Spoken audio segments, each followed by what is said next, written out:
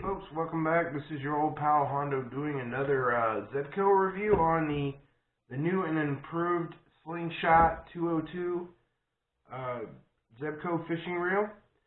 This is the rod right here. Comes in two pieces instead of a single piece. Most of these Zebcos are single piece.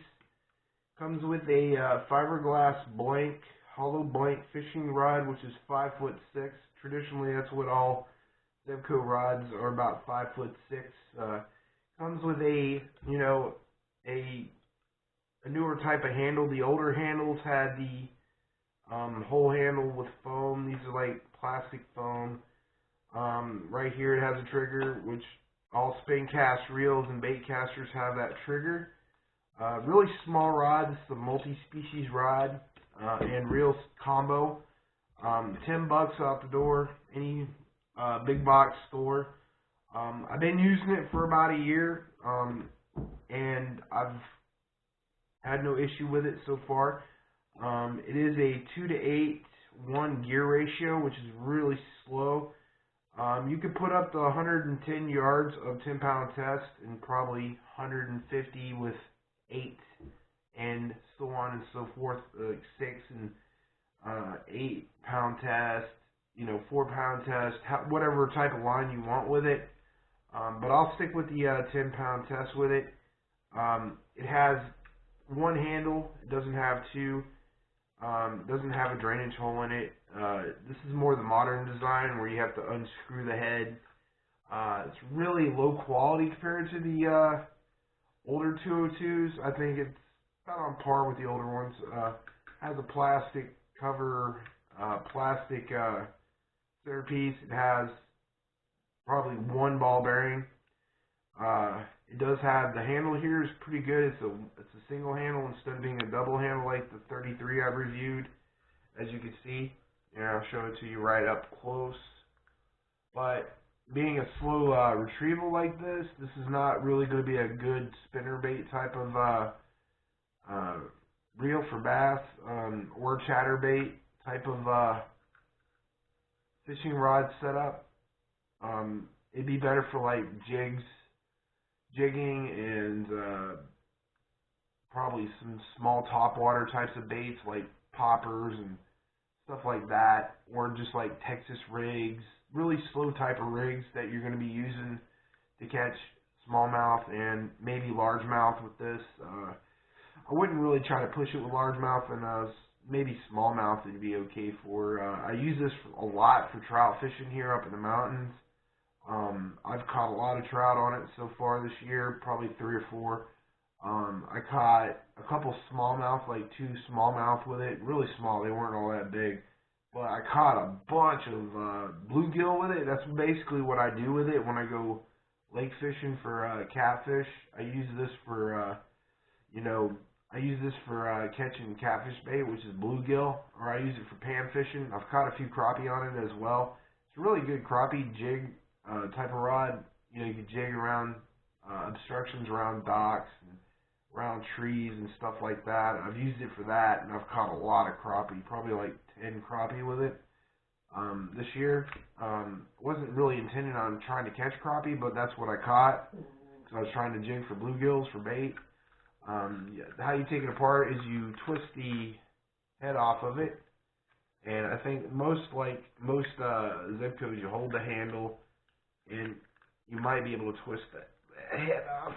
I don't know, maybe not.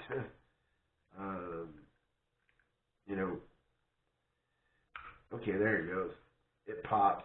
So yeah, you can twist the head off of it. Like I said, it has one pickup pin. It's pretty flimsy. It has a plastic spool, and this is the metal bail. It's really, really a cheap rod and reel setup. It's not very expensive. You're paying $10 for a rod and reel that might last you a few years. But I've had, as long as you use these in freshwater, they'll probably last you a long time. I don't really know how to get this handle off of here, but to get to the inner gears, you may not be able to. To oil it is basically a disposable type of fishing reel. You might be able to, I don't know, maybe drill a hole in it just spray oil down there and drip oil down in the gears. I'm not too sure how you would get it apart with the handle in there like that. It should jimmy out like so. I'm new to trying to take it apart because I've never took it apart. So, and I dropped it. You know, but like I said, it has one pickup pin. The only downside about having one pickup pin is that it doesn't catch the line as good as a double pickup pin, and it may get line stuck underneath the bail. So when you do that, you have to twist the head off. I'm having an issue trying to take this apart because, as you see, there's no giveaway between the frame and the the reel itself. Maybe you have to like push it a certain way, but I can get to the gears. Okay, yeah, there it goes. It pops out.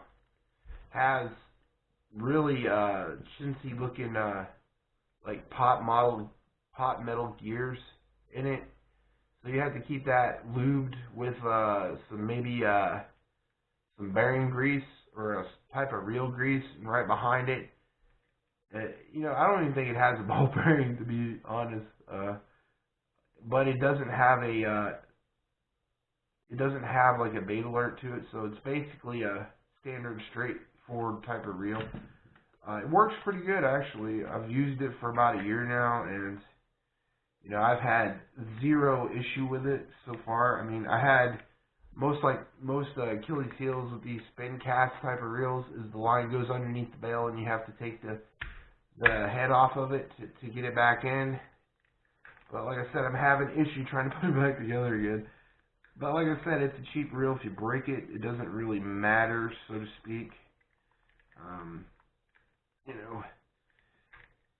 Oh my God, the frame has to be. Now, this got to be the most frustrating type of reel I've ever had to try to put back together, to be honest. Oh my goodness. Oh my goodness. Like I said, it's there, but I may have to take this off cam to do this, but like I said, it's a $10 rod and reel. Don't expect extreme quality, but for a good, give it to your kid fishing reel. Yeah, I recommend it. I mean, I've used it hard this year, for at least a whole year, and I've had zero issue with it. I think the only thing I ever had a problem with was the line going underneath the bail. And then having one pickup pin, it has a hard time to pick up the line. Like I said, the rod is a good Z-glass, fiberglass rod. It works great as a combination with this reel. If somehow the reel breaks on you and you still got the rod, just get another reel for like, I don't know, they're like $9 at $9, or you can just buy another combo for the price of a new reel. So, but I recommend it. It's a good little panfish rod, good little trout fishing rod. It works great, especially if you're bank fishing. You got a lot of obstruction and you're trying to undercast to get your little jigs out into structure. It works great for that. Well, folks, I hope you like the video on this Zebco 202 slingshot. Works great. I'll have to put this together later when I get back off cam because I'm having a hard time putting it back into the frame, so it would take too much time on the video. Yeah, it's not a bad little buy. I mean, it's a cheapo. It is what it is. You're not getting quality as a Mega or a 33 or a Platinum, but it works. I mean, if you don't want to spend a bunch of money, it works. I recommend it. Go ahead and get it. Well, folks, this has been your old pal Hondo on a Zebco 202 slingshot. Recommend it for a good, cheap rod and reel setup. And I hope you all like this video, and I hope you all like this review on the 202. It works great. Can't say nothing bad about it. It works. Okay, folks, this has been your old pal Hondo from Hillbilly Tactical. You know what you can do. You put God first, He puts you first every time, and you know what else you do. God loves you, so does Hondo. Tell me pretty lies, look me in the face, tell me that you love me, even if it's fake.